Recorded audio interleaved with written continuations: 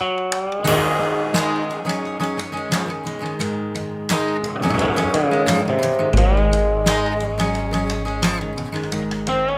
back to the Mouse and Men, where we explore the grown-up side of Disney.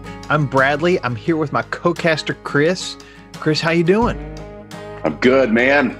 Good. Always good to talk about Disney news, especially when the world's opening up again and we can act like there wasn't a pandemic for 15 plus months. Right. And it just kind of seems like that everything is starting to try to go back to normal or act like that everything is back to normal. And even though we had devastation worldwide for a long time, it feels nice to be able to just, like, my biggest concern this year is, where are you going to go on vacation versus do I get to go buy milk today, sort of thing. Bring it down here in the first couple of seconds. But it excites me that we've got all this Disney news that means the world is opening back up. Yeah, and if you are planning a trip to Disney, be sure to check out our top 10 things for grown-ups to do in Walt Disney World over at themouseandmen.com, where you can also find links to all of our social media profiles. Plus, you can find us on YouTube, where we broadcast the podcast. And as you said, Chris, today it is our June Newswire. You know, we did one on June 1st. That was for May, just scheduling how it worked out. This is everything we've heard about in June relating to Disney. So without further ado, let's get to the June Newswire on the Mouse and Men.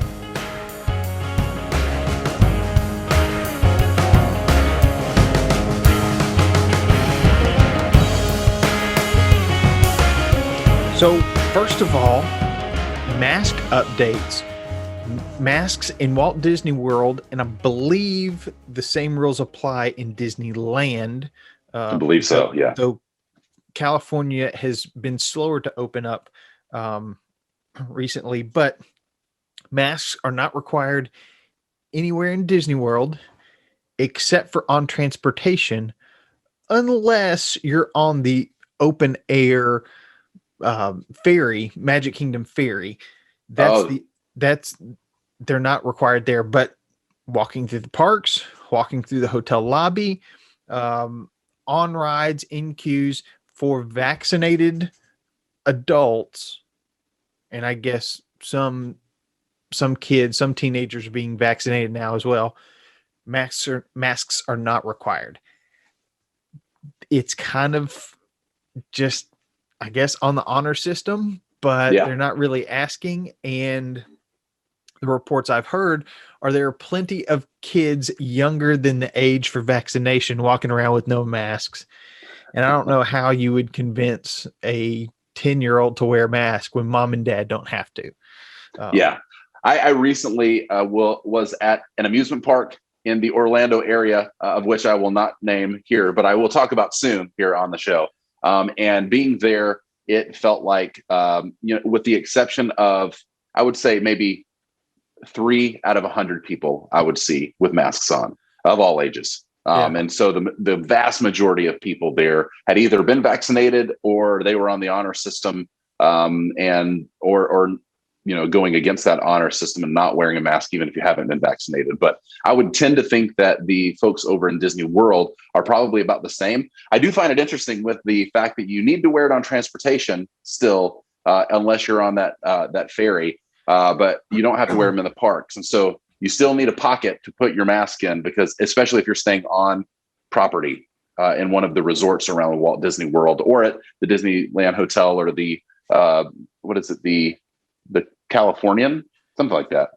Yeah, it's kind of like the Floridian, but in California. But anyway, if you're staying in one of those, you don't need them, or you don't need them at the resort. Put them on when you're driving from the resort to the parks, and then take them off as soon as you walk off the bus or the monorail. Yep.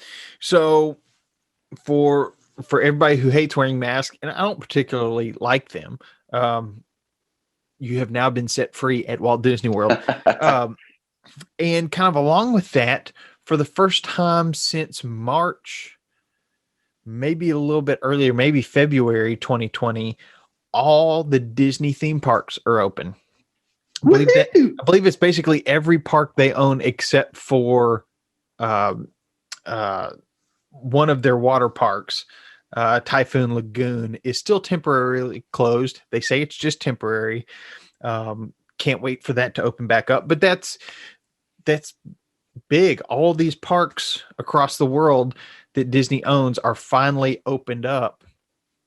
I know Disney fans have been waiting for the day, and it's come. So that's pretty awesome news, just from a global standpoint where we are in this pandemic. Yeah.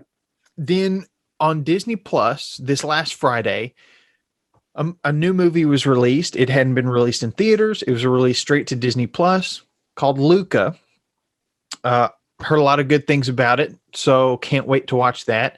Then the week before, Raya and the Last Dragon was released on Disney Plus for the first time without the need for Disney Premier Access. So it had been released in theaters in Disney Premier Access. Now you can just watch it with your regular subscription to Disney Plus. I'm really excited about these. They're both at the top of my watch list. I just can't keep my eyes open long enough at night to even start them. Got that summer sun wearing you out during the day, don't you? Well, it's just trying to get house projects done, trying to chase a 20-month-old around the house, keep him entertained. There's not a whole lot of energy left at the end of the day. Yeah. So that's just, I know that feeling. Yeah, I know. Well, let me ask you this. I know that we've talked about it a little bit here on the show. What are your current thoughts with something like Luca going directly to Disney Plus, and you don't need Premier Access? You just pop it in and watch the latest Pixar movie, kind of like we did this time a year ago with Onward. But what are your thoughts now, the fact that they're not even sending Luca to the theaters? I'm fine with it going to theaters and Disney Premier Access first. Mulan, I didn't watch on Premier Access. Cruella, I haven't watched on Premier Access. Raya and the Last Dragon, I didn't watch on Premier Access. But I'm also one of those people who doesn't go to the movie theaters very often. And so being the first to see it, I don't have to be one of those early adopters, as it were.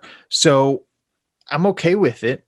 I know some Pixar animators seemed a little discouraged by, and I think it was Luca. It may have been a different one. It may have been Soul not being released on Premier Access. It feels like, B team, second string kind of stuff. I don't know why Disney releases some and not others. Maybe it's just, maybe they have a way to gauge pre-release hype, and see which ones they'll be able to milk an extra $30 out if they go the Premier Access. But I don't mind waiting either. So I don't mind these movies that are being released on Premier Access. So I don't mind if they come straight to me without it either. Yeah.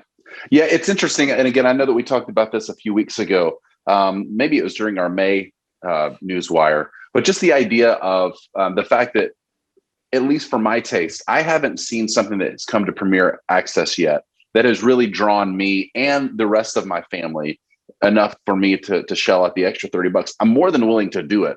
But for my family, traditionally, a Pixar movie would be one of those that would pull us and our interest into that.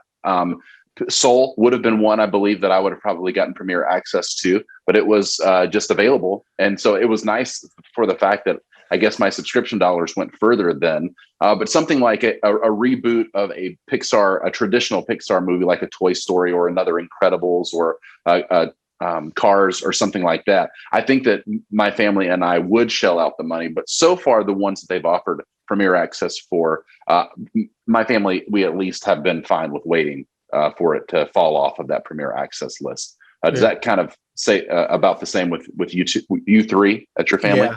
Yeah. And again, with a 20-month-old, I mean, it's hard to sit down and watch a movie. So I think that's a big draw big reason why I haven't been drawn into Premier Access just yet is I'm gonna pay $30, but it may take me so long to finish a movie that Right. it's released on regular Disney Plus by the time I can get around to finishing it. Yeah. And then I haven't gotten my $30 worth. True. So yeah, it's just life circumstances. If he wasn't around yet, or if he was a little bit older, maybe it's a little bit different. We make family movie night, get pizza, and just make an event out of it. That would be fun. And that would be worth it. And while we're on the topic of Disney Plus, Chris, have you been watching Loki?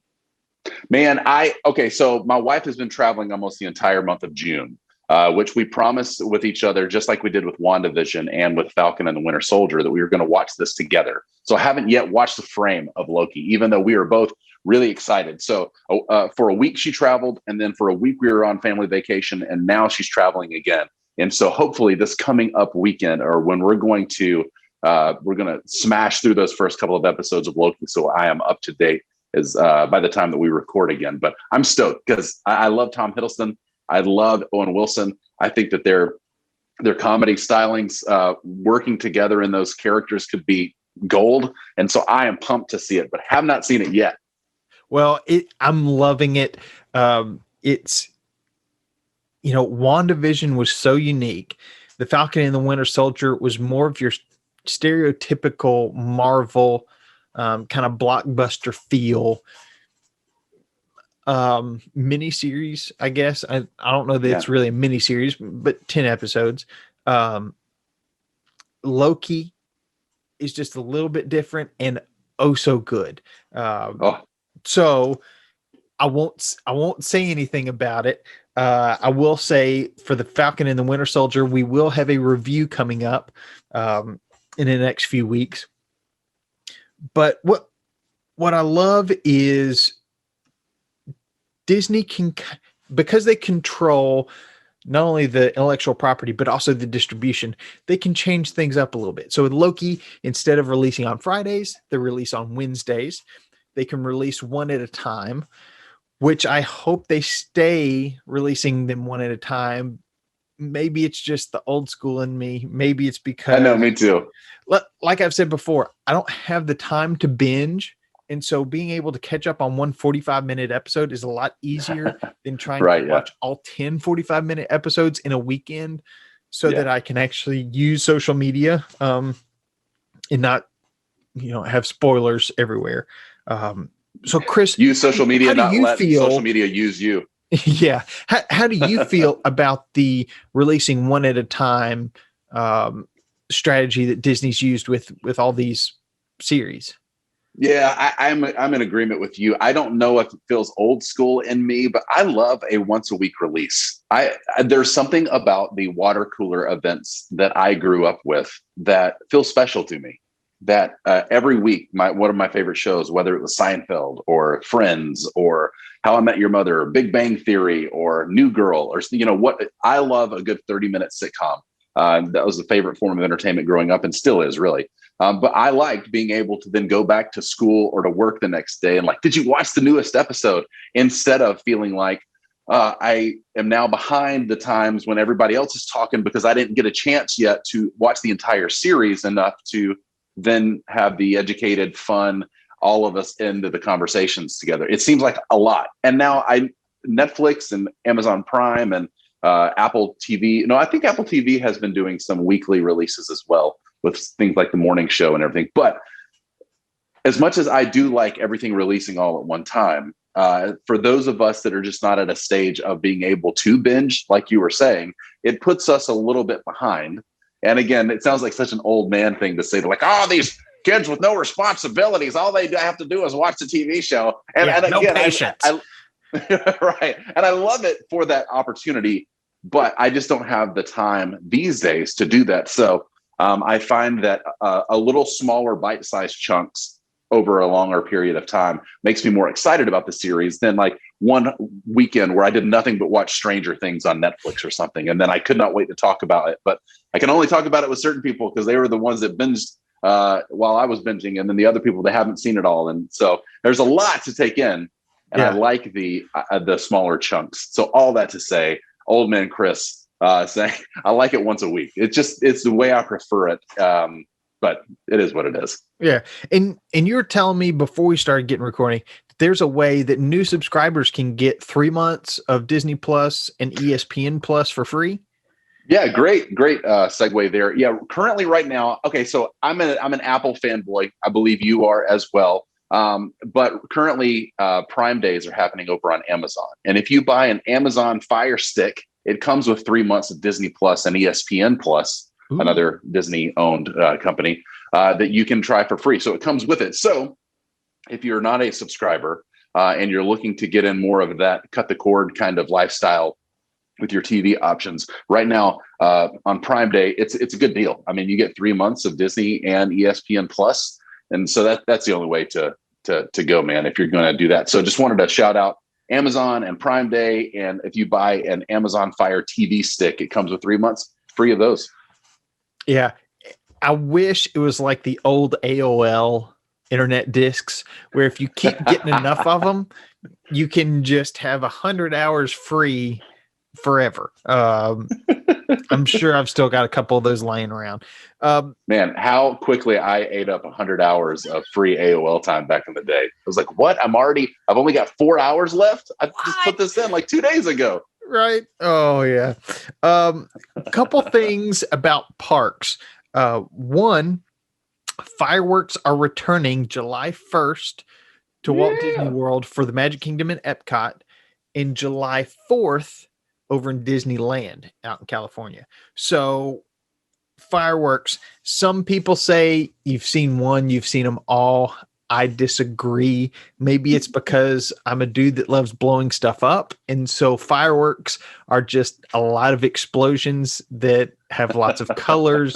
I'm easily amused. I don't know, but I love fireworks. Now, I don't have to stand along Main Street or anything to watch the fireworks. One way that I love seeing fireworks are from Splash Mountain. Right as you come over the edge, it's like, oh, pretty fireworks, and then you drop, and it's like, oh crap. I think you could see them from Tower of Terror, which sometime we've got to talk about Tower of Terror. That's fun at night because the doors open up. In the day, you just get hit with this bright light, and it's like, oh, I'm about to drop. At night, it opens up, and it's not as drastic of a change. It's like, oh, that's and you just drop. Yeah. But any sort of ride, having the fireworks going off in the background is just the perfect recipe for me. So I'm very excited about fireworks coming back. Yeah, me too. Again, as the older that I get, I'm now more of a fan of the early morning in the park, but also the late night in the park, because I've just every day I'm more and more in love with taking an afternoon nap, and because it seems to reset it all. But it seems like for me that the park is the most manageable in those extreme times, early morning and then late at night. And they provide the most relaxing form of walking around the parks, because it's not so hot in the morning and it's cooled off then by the evening. The crowds usually aren't as big during those times. It just you've basically gotten up with the sun to make it over to a Disney park at opening, and then you can watch the sunset and then the fireworks at night. There's so much fun that has to do on those extreme parts of the day that, like, I am now more than ever, even if it takes me an hour to get back to my room with Disney transportation, it's nice to just take a break in the middle of the afternoon, go back to your room, have a peanut butter and jelly sandwich, take a quick nap, and then get back and feel refreshed, and then love the parks even more when those fireworks start going. Yeah, maybe even take a little dip in the pool just to cool down. There you go. Absolutely. I agree. Early morning, late night in the parks, great times to be there. Speaking of late at night, I have been to Mickey's Not So Scary Halloween Party a few years ago. This year, they are not doing that. I don't know if this is a permanent replacement or just a trial, or one theory is because of COVID, not sure what's going to happen tomorrow, much less several months from now, they're doing Boo Bash at the Magic Kingdom. And this originally was Mickey's Not So Scary Halloween Party Light because it wasn't as long. And not everything was available. It's looking like they're adding a lot more stuff as time goes on, and it's pretty equivalent except for parades. So instead of parades, they're going to still do these little cavalcades, which are mini parades, basically. Just characters coming through. It's a way to see the characters because there aren't the traditional meet and greet opportunities with the characters. But you still got trick-or-treating. You've got exclusive hours in the park. And the way it's working is it starts at 9 or 9:30 at night. That's when the official party starts, and it goes for 3 hours. So it ends at either midnight or 12:30. And this is a separate ticketed event. So you have to have a separate ticket to get in. If you don't have a normal park pass for that day, you can get in as early as 7, I believe. You can get in 2 hours before the party starts, the Boo Bash starts. Everybody else has to leave by 8 or 9 o'clock. And so you've got 3 hours with only a select number of people in the parks. I've been to Mickey's Not So Scary Halloween Party. It's fantastic. People who've also been to the Christmas party say that they prefer Not So Scary Halloween. I mean, I had a great time. You get trick-or-treating. You get extremely short lines. Heck, if you're watching YouTube, I'll post a picture right now of my wife and I on Splash Mountain with 4 or 5 empty cars behind us. The only people we saw on the ride was a family of 3, either right in front of us or one boat in front of us. I can't remember which, but short lines everywhere. That's great. But it's almost twice the price as Mickey's Not So Scary Halloween Party for less time in the parks.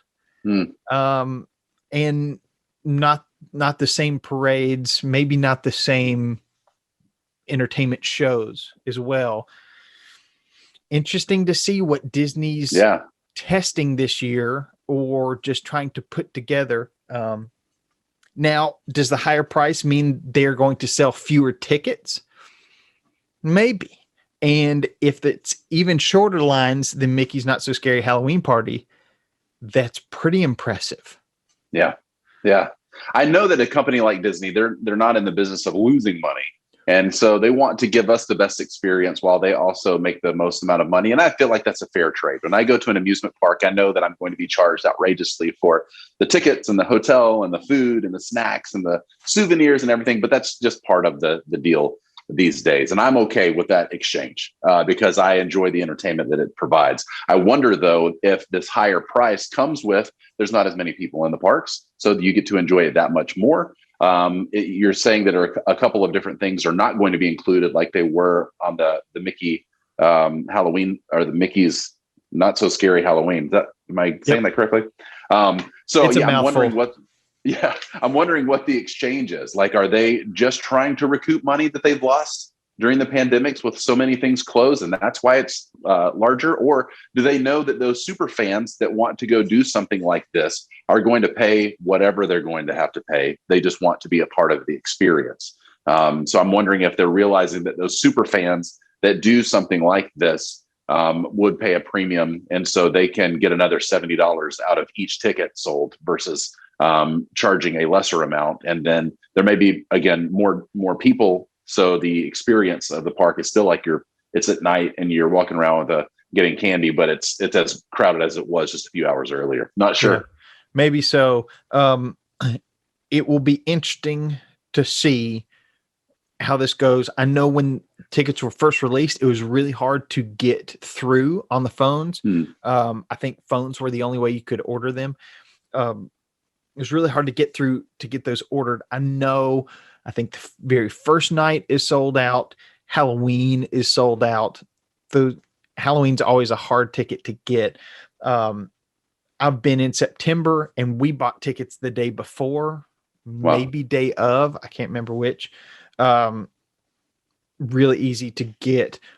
but a whole lot of fun. I really enjoy being in the parks at that time. So we'll have to see, one, what happens next year. Do they go with this new Boo Bash? Does it give them some freedom to change some things up? Do they go back to Mickey's Not So Scary Halloween Party? There are special treats and dining options, different food options. They're available only during these events. Those are always fun. I think these after hours events, which Disney was doing pre-pandemic, they were testing these after hours events. Very much the same thing. You get a couple extra hours in the parks.